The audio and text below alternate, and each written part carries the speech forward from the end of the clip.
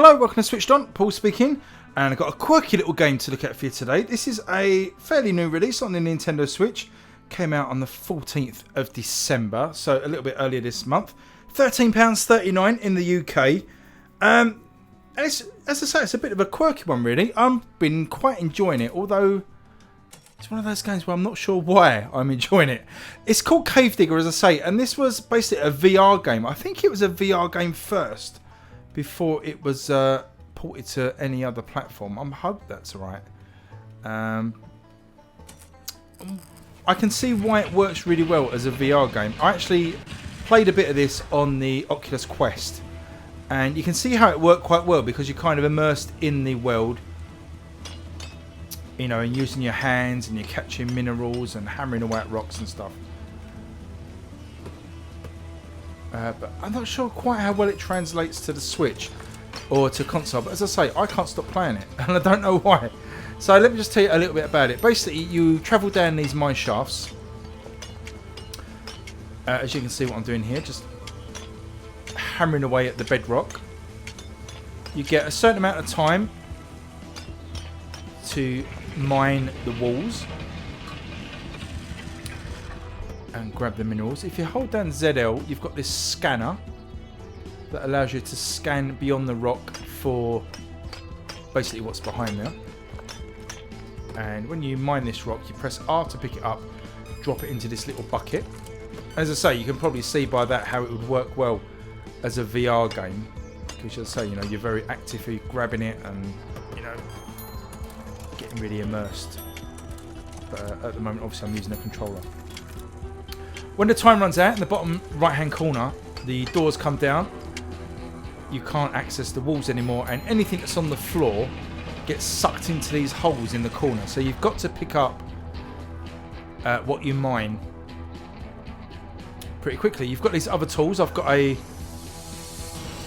cutter here, which allows you to cut along these types of minerals, which reveal artifacts here rather than minerals.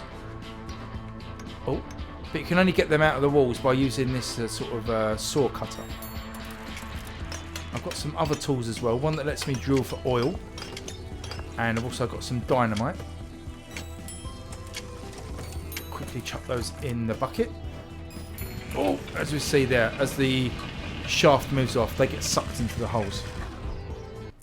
Then we make it back up to the surface. All of your gained minerals get spewed out, and you get cash for them. So you see they've got $325. You get this weird guy doing a voiceover, sort of like telling you the latest news of the village.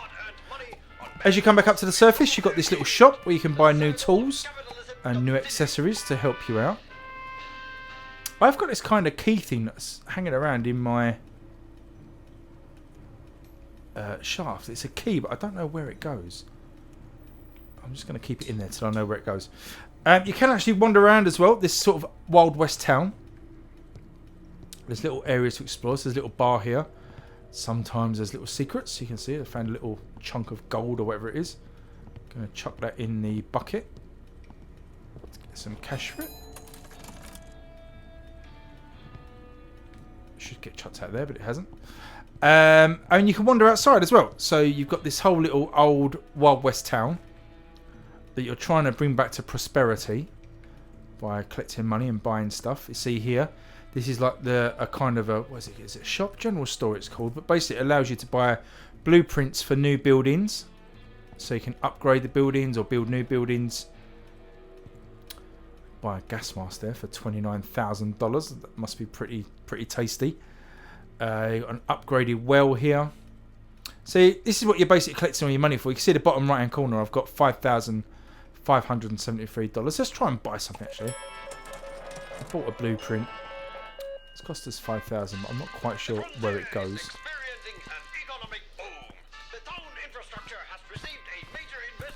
It's this building over here, I'm guessing. So wanted, break 10 bottles. So I've got 25 minutes to break 10 bottles. To earn a star, I guess. That's the sheriff's office. Can we go in there? Can't go in there. So maybe we can only go in there when we've broken these 10 bottles. But you can see that's what you're trying to do. You're earning money to build these buildings, upgrade these buildings as well to give you more things. What's this here? Post office. Not sure what that lets you do. Kind of the beauty of the game as well, especially as like a quirky little VR title, is that, you know, a lot of this is just finding out yourself. There's no real decent instruction, so a lot of this you're just finding out by trying and doing. I opened up this little portal that allows me to be transported into the tunnel, which I'll show you here. There's a train that I had to buy a sort of stop-go handle for, and we can get in here. It's also got a bucket that you can collect things in. But once you start down this road, you've got like a really long train journey that you can go on and stop off in the tunnel of various mines and stuff and do some mining.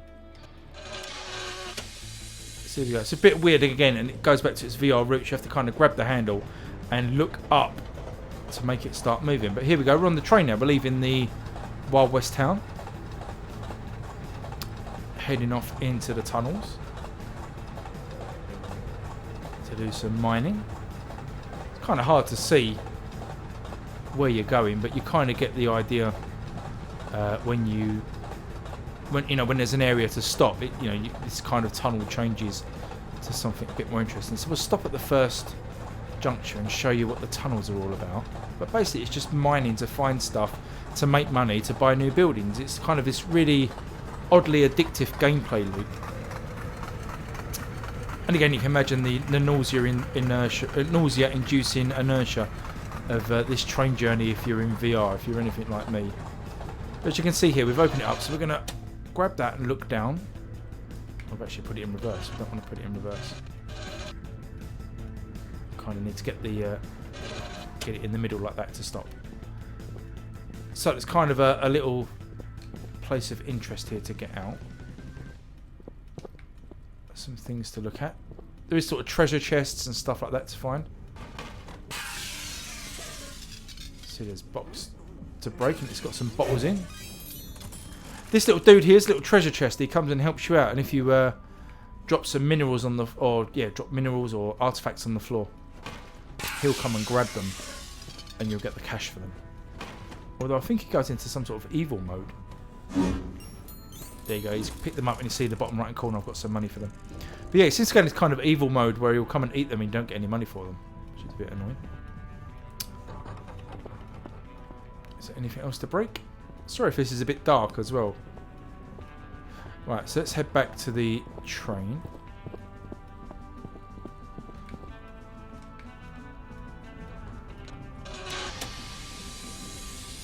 And I think the next point of interest has a teleport, so hopefully we can teleport back to the town. I suppose we could reverse all the way back, but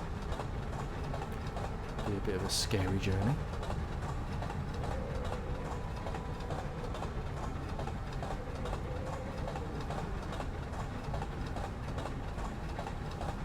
And this is an upgraded pickaxe I've got as well. It's kind of a pneumatic pickaxe.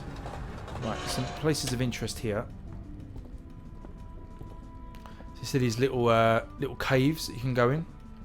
And again, you can use your scanner here, see what's behind the rocks. These little purple drips here, you can mine for oil. But I've not quite got that to work properly. So again, just hammer away. And as I say, that little treasure chest will come and pick up all the rocks, minerals that you mined.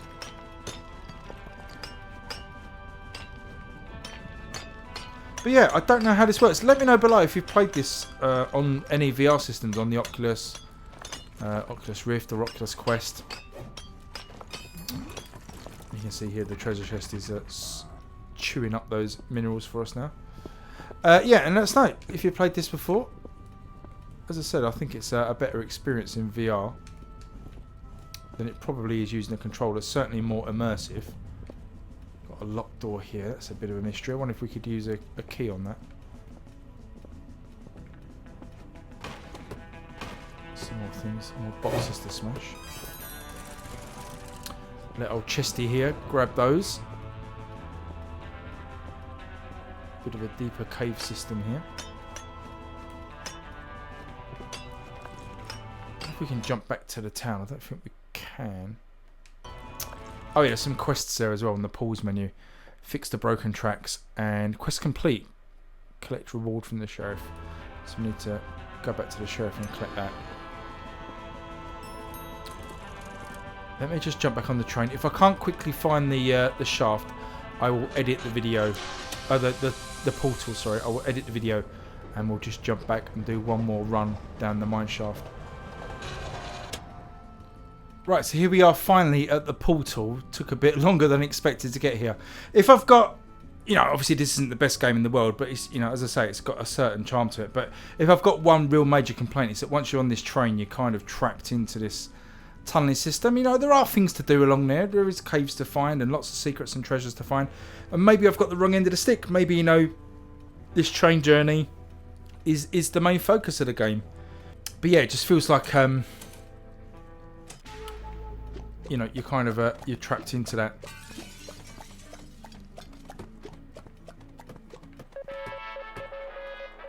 Something making a really strange noise there. I don't know what that is. Now, apparently we got a reward, didn't we, from the sheriff's office? So let's head to the sheriff's office, which I believe was up here, wasn't it? Break 10 bottles. We did 20, so take that. Can we go in there and collect that now?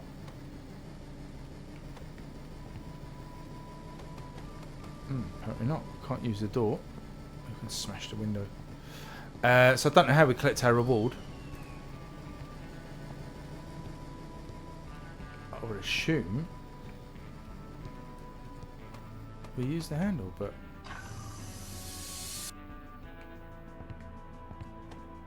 never mind. Right, let's do one more run down the mine shaft just to show you how that works. I'm pretty sure the mine shafts are randomly generated as well as you go down them. Its name is long lost to history, so it is simply called. You get these really weird, trippy ones as well. I don't know if you noticed on the last one. Oh, we've got these puzzle ones as well, which I don't really know how to use. I don't know if we need to put a key in here. Not sure how those work. So as you can see, it's a game with like secrets to discover as well, definitely. Let's mine a few things out and then quickly grab these and put them in the bucket. So that in itself is quite an enjoyable little gameplay loop, but once you add in all the sort of the secrets and the things to discover, the train journey to go on, the town to unlock, you know, there's quite a bit in this game. And as I say, I'm really enjoying it. So if you're looking for a quirky game to wrap the end of the year up, then I'd recommend checking this one out.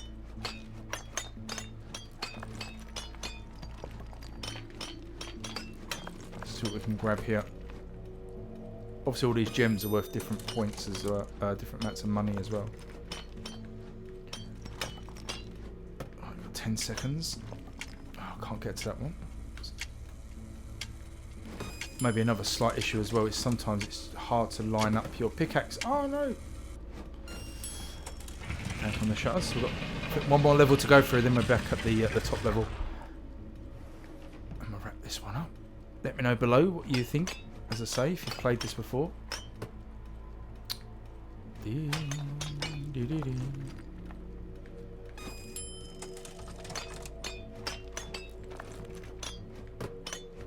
But yeah, I would definitely fold this. I don't know what genre it would be, really. It's almost like an idle game, I suppose, in some ways. I don't know where you'd put it, really. It's not really crafting.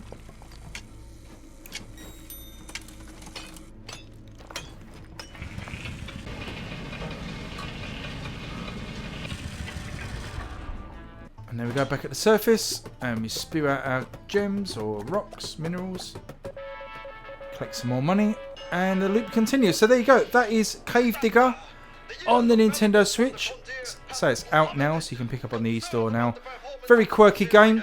Got a nice enjoyable gameplay loop. Not sure how long the longevity is before the sort of repetition of doing the same stuff will run out. But as I say, there is plenty to do in terms of things to unlock and achieve. So perhaps it could be one you could check out. Hope you enjoyed the video. Please give me a thumbs up if you did and subscribe if you're new. And please leave me a comment below. Be really appreciated. But until next time, I will see you guys later. Thanks for watching. Bye bye.